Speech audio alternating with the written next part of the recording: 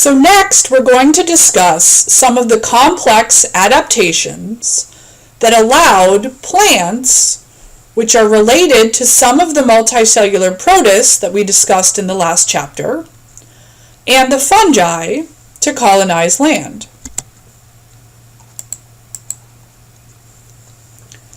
Keep in mind that for more than the first 2 billion years of life's history on Earth, the terrestrial surface of Earth was lifeless. All living organisms lived in the ocean. Cyanobacteria appear to be the first organisms to colonize land, and that occurred around 1.2 billion years ago. Keep in mind that cyanobacteria are photosynthetic, just as plants are, but they're single-celled prokaryotic organisms, very simple compared with land plants. So no land plants were around for the early part of life's history on Earth. Around 500 million years ago, we start to see the emergence of more complex forms leaving the ocean and entering land. These include small plants, since the first plants to colonize land were fairly simple, fungi, and animals. Later, plants grew taller and more complex, and this resulted in the formation of the first forests around 385 million years ago. Certainly, the evolution of plants and the formation of forests affected animals to a great deal as well. Forests are important habitats and allow the diversification of many species of animals. Plants and fungi are not actually closely related. If you look at this phylogeny, you see that fungi and animals are much more closely related than plants and fungi. However, plants and fungi have a very important ecological relationship. The plants and fungi probably colonized land long before the animals. They had a great effect on the environment and paved the way for animal arrival on land. They made the environment much more suitable for animals to be able to thrive. Plants supply oxygen to the atmosphere, which animals use, and they're the ultimate source of most food eaten by land animals. Consider that many animals eat plants, and even those that eat only other animals are either eating animals that ate plants or animals that ate plants. So indirectly, they're completely dependent upon the availability of plants for food. Fungi are also important in modifying the environment for the success of both plants and animals. Fungi are very good at chemically breaking down organic material and recycling nutrients. They're also very good at releasing minerals from rocks and assisting in the formation of soil. Obviously, this soil is very important for the ability of plants to grow. Fossil evidence suggests that plants colonized the land at least 470 million years ago, or perhaps a bit earlier. Many of the characteristics that we see in land plants are also found in some of the multicellular algae classified as protists. Many multicellular algae have cell walls made of cellulose, just as land plants do. They contain chlorophyll A and B, which are the main photosynthetic pigments, and they have the ability to photosynthesize. There are other characteristics that are unique to only land plants and some of their closest relatives.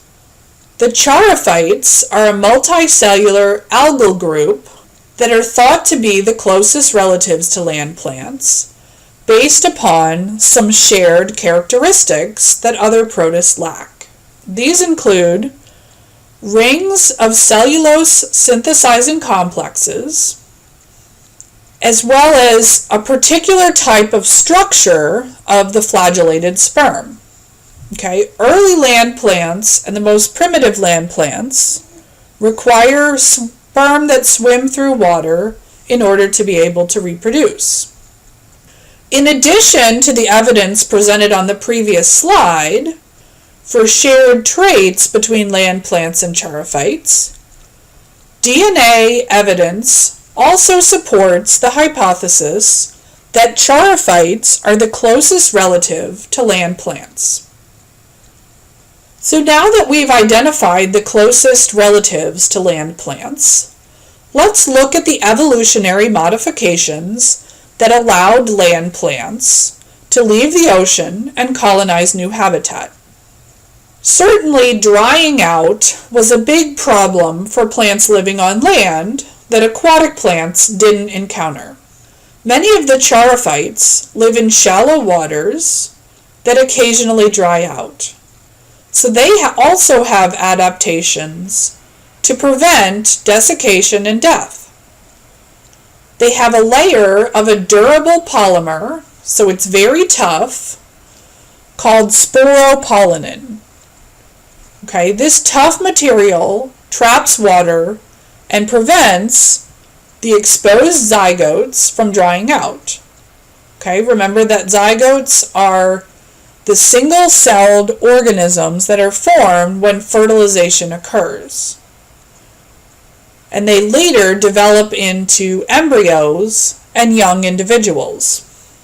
The sporopollenin in charophytes is very similar to the sporopollenin found in plant spore cell walls.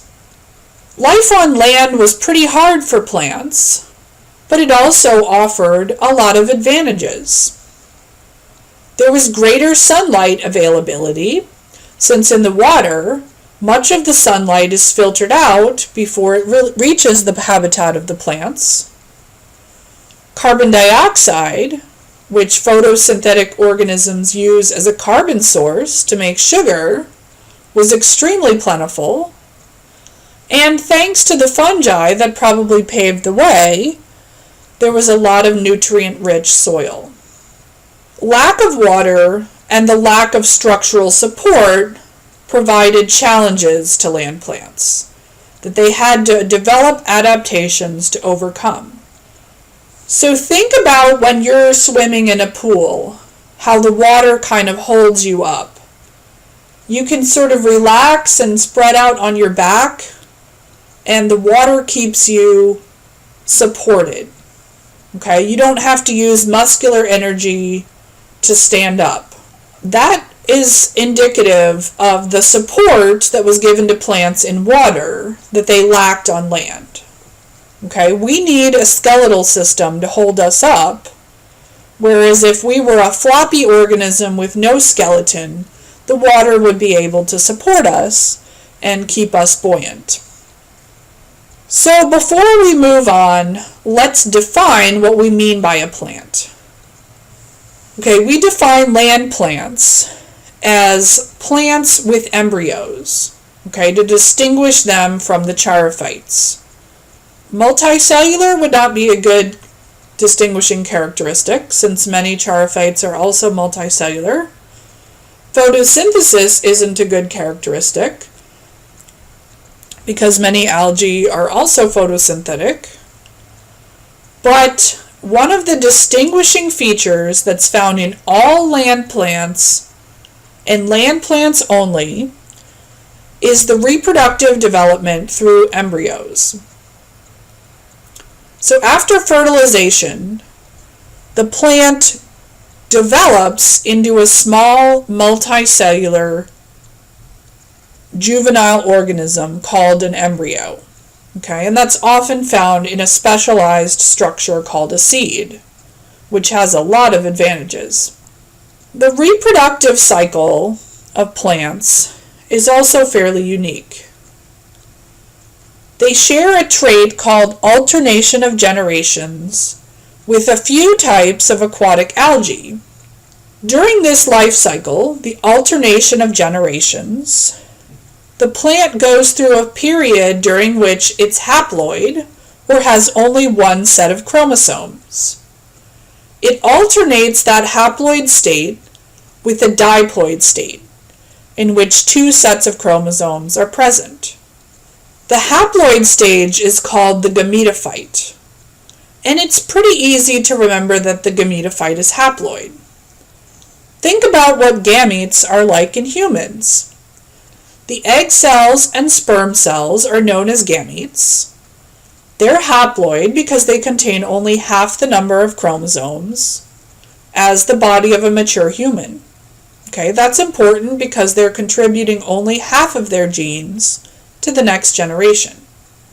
The sporophyte is the diploid phase.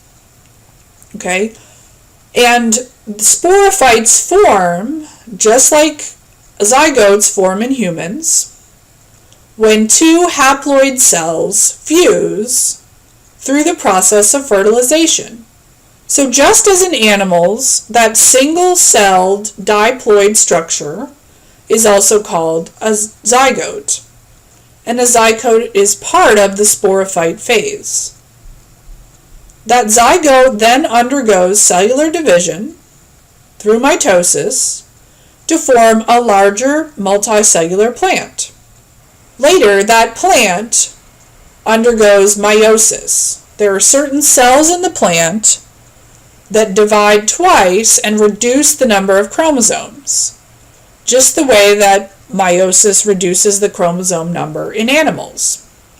Then gametophytes are formed, and the cycle starts all over again. Now, in a way, this is similar to the reproductive system of humans and other animals. Okay, we also use meiosis to form gametes, and fertilization takes haploid cells together to form a zygote. What's unique about plants is that the gametophyte stage always undergoes mitosis and forms a multicellular gametophyte. Okay, later the gametes are formed from that multicellular gametophyte through mitosis, and single cells are released that then undergo fertilization. Okay, animals don't have a multicellular gametophyte stage. If you're a female and you produce eggs, those are all unicellular.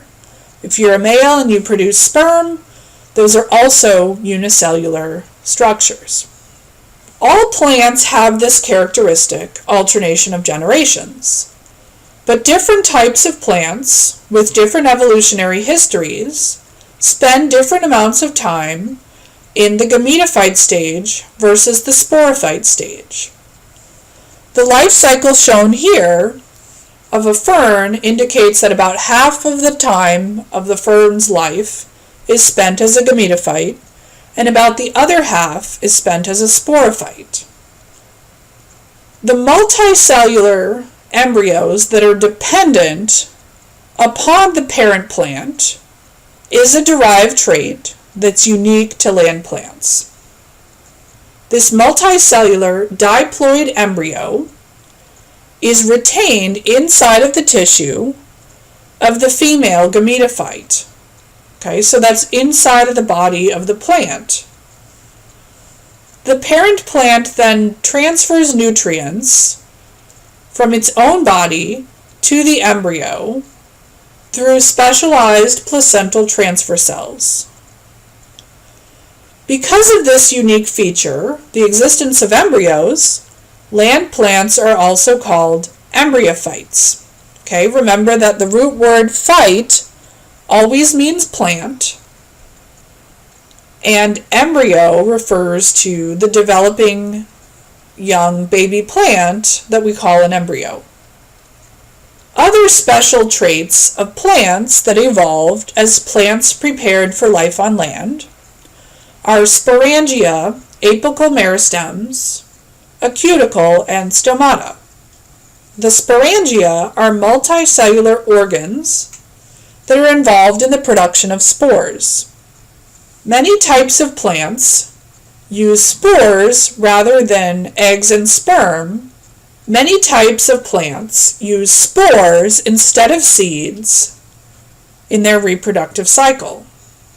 And we'll talk more about the differences between spores and seeds later in this chapter.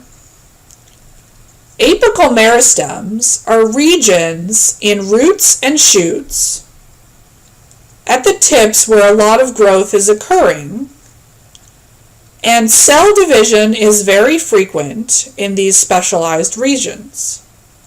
These apical meristems allow shoots to get longer and roots to grow deeper throughout the life of the plant. So they're involved in growing taller or wider as lateral branches branch outwards. The cuticle is also an important adaptation of land plants. It's a waxy covering on the outside of a plant. Okay, the outside layer of the plant is called the epidermis.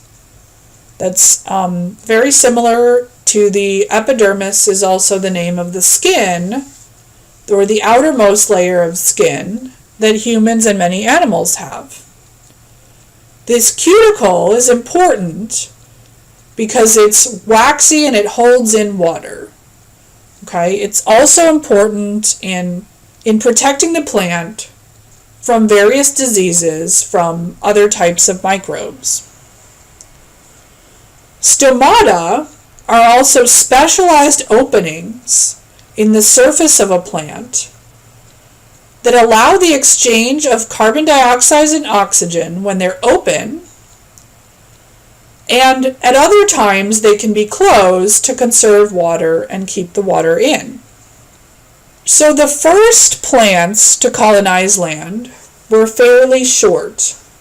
Okay, growing tall was an adaptation that came later because it required a lot of structural support and a lot of specialized tissues for transporting water.